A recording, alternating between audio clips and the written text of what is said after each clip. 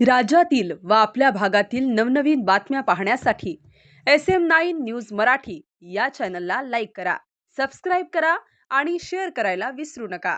सांगोला तालुक्यातील दिरबीड पत्रकार निखिल काटे हे हांगेरगे येथे वार्तांकन करताना काही गावगुंडांनी त्यांना शिवीगाळ करून अंगावर आले। त्या संदर्भात आज सगळ्या पत्रकारांनी सांगोला पोलीस स्टेशनचे कर्तव्यदक्ष पोलीस निरीक्षक विनोद घोगे साहेब यांना निवेदन दिलेले आहे आणि ते चौकशी करून कारवाई करतो म्हणलेले आहेत। त्यानंतर पुढची दिशा आपण निखिल काटे हे वार्तांकन करण्यासाठी शूटिंग करण्यासाठी ज्यावेळेस हांगेरगे गावात गेले होते तर त्यांच्यावर हल्ला करण्याचा प्रयत्न झाला, मोबाईल फेकून देण्यात आला, शिवीगाळ झाली, जीवे मारण्याची धमकी सुद्धा दिल्याचा तक्रारी अर्जात उल्लेख आहे। आणि या संदर्भात आपण आज पोलीस निरीक्षक विनोद घोगे साहेब यांच्याशी भेट घेऊन सविस्तर निवेदन दिलेलं आहे। खरं तर भारतीय संविधानानं लोकशाहीचा चौथा स्तंभ म्हणून पत्रकारांना कायद्यामध्ये तरतूद आहे। याशिवाय अलीकडच्या काळामध्ये आपल्या महाराष्ट्र सरकारनं पत्रकार सुरक्षा विधेयक सुद्धा पारित केलेलं आहे, तो कायदा सुद्धा लागू झालेला आहे। आणि गावखेड्यांमध्ये अशा पद्धतीनं तळमळीनं काम करणाऱ्या पत्रकारांना जर राजकीय पक्षाशी संबंधित गावगुंड जर अशा पद्धतीनं धमकावत असतील, अंगावर येत असतील तर पत्रकारितेसाठी ही फार मोठी धोक्याची घंटा आहे। कारण भारतीय संविधान लोकशाही मानणारा आपला सगळा देश आहे, महाराष्ट्र आहे, तालुका आहे आणि याच्यामध्ये एका दुसऱ्या व्यक्तीमुळे जर असं गालबोट लागत असेल तर गावखेड्यामध्ये काम करणाऱ्या पत्रकारांमध्ये भीतीचं वातावरण भविष्यामध्ये निर्माण होऊ शकतं।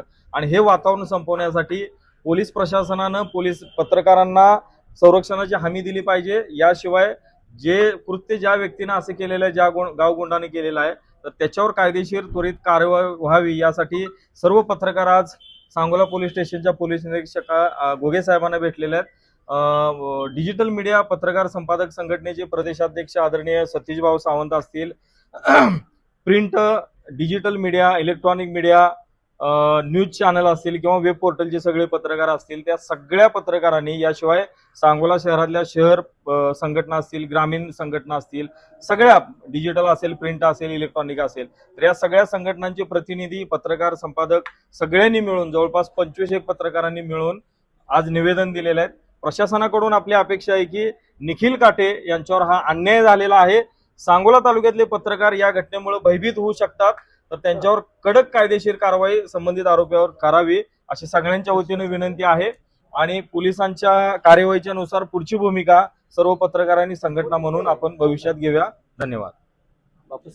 लोकशाहीतला चौथा स्तंभ म्हणून पत्रकारिता या ठिकाणी जर पुढे येत असेल आणि अशा पद्धतीने या ठिकाणी समाज जीवनामध्ये गोरगरीब वंचित उपेक्षितांच्या व्यथा खरं तर शासन दरबारी मांडून समाज जीवनामध्ये अन्याय अत्याचाराच्या विरोधातली भावना प्रखरतेने आणि तेवढ्या ताकदीनं मांडण्याचं काम खऱ्या अर्थानं पत्रकार आपल्या या ठिकाणी जीवावरती उदार होऊन या ठिकाणी पुढे येताना करतायत।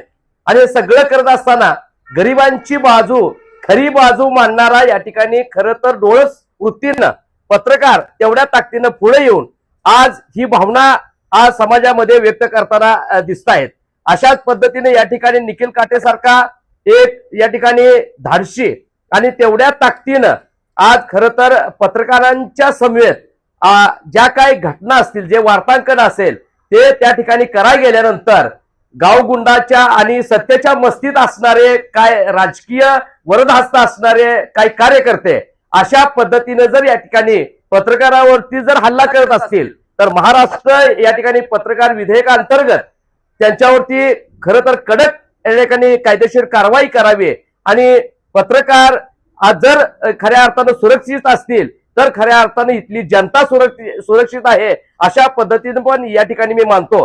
कारण संसद, प्रशासन, न्याय आणि वृत्तपत्र हे लोकशाहीचे 4 स्तंभ आहेत आणि अशावरती भारताची लोकशाही या ठिकाणी टिकून आहे। त्याच्यातला मुख्य भाग हा पत्रकारितेचा आहे आणि तेवढ्या ताकदीने या ठिकाणी पत्रकार आज खऱ्या अर्थानं हे मोठं काम समाज जीवनामध्ये करताना पुढे येताना दिसतायत।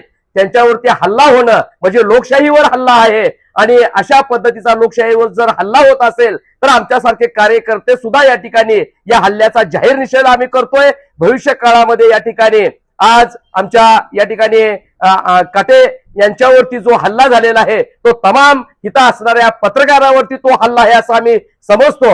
आणि जोपर्यंत या ठिकाणी गावगुंड गुन्हेगाराला आज सांगोला तालुक्याचे कर्तव्यदक्ष या ठिकाणी दबंग अधिकारी आदरणीय पोलीस निरीक्षक विनोदजी घुगे साहेबांनी हे या ठिकाणी सिरियसपणानं हे प्रकरण या ठिकाणी हाती घेतलेलं आहे आणि निश्चित साहेब याच्यामध्ये या ठिकाणी न्याय देतील अशा पद्धतीची सुद्धा या ठिकाणी भावना करतो। त्या गुंडावरती कडकातल्या कडक अशा पद्धतीची कारवाई हवी अशा पद्धतीने आम्ही तमाम सर्व बहुजन बांधवांच्या वतीने या ठिकाणी विनंती करतो।